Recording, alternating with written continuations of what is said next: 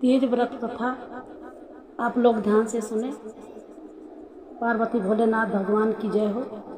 हरियाली तीज व्रत कथा के अनुसार शिव जी माता पार्वती के इस व्रत के बारे में विस्तार पूर्वक समझाया था।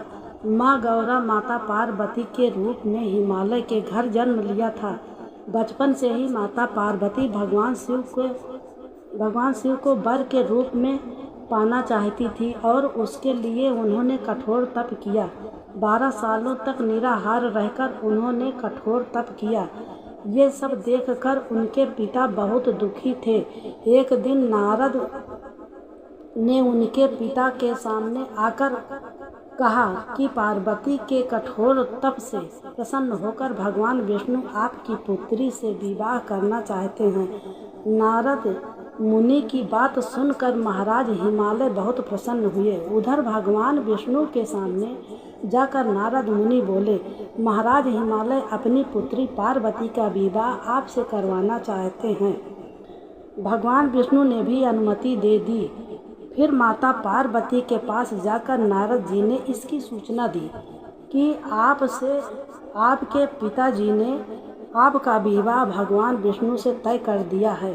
यह सुनकर पार्वती ने बहुत निराश हुई। उन्होंने अपनी सखी को बताया कि वो भगवान शिव को पाने के लिए ये व्रत कर रही हैं।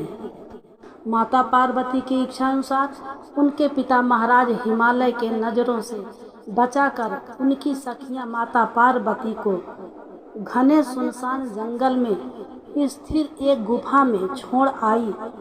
यहीं रहकर उन्होंने भगवान शिव को पति के रूप में पाने के लिए कठोर तप शुरू किया, जिसके लिए उन्होंने रेत की एक शिवलिंग की स्थापना की। संयोग से हस्त नक्षत्र में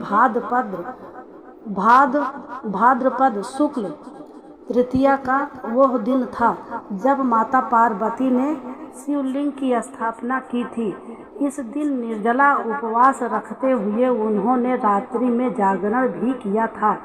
उनके कठोर तप से भगवान शिव प्रसन्न हुए और माता पार्वती को उनकी मनोकामना पूर्ण होने का वरदान दिया। अगले दिन अपनी सखियों के साथ माता पार्वती ने अपने व्रत का पारण किया और समस्त पूजा सामग्री गंगा नदी में प्रवाहित कर दिया। उधर माता पार्वती के पिता भगवान विष्णु को अपनी बेटी से विवाह करने का वचन दिए जाने के बाद पुत्री के घर छोड़ देने से व्याकुल थे।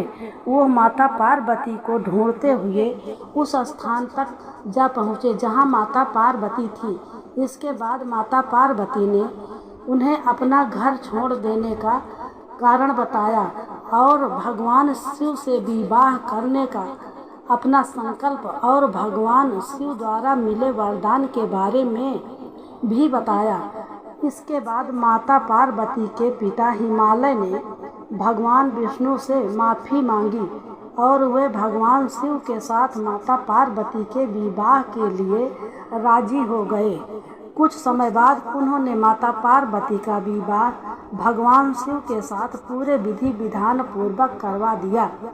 मान्यता है कि इस दिन जो महिलाएं विधि विधान पूर्वक और पूर्ण निष्ठा से इस व्रत को करती हैं वह मनमांक्षित वर को प्राप्ति हैं। साथ ही यह पर्व जीवन में खुशी बरकरार रखने के उद्देश्य से भी मनाया जाता है। बोलो तीज माता की जय हो।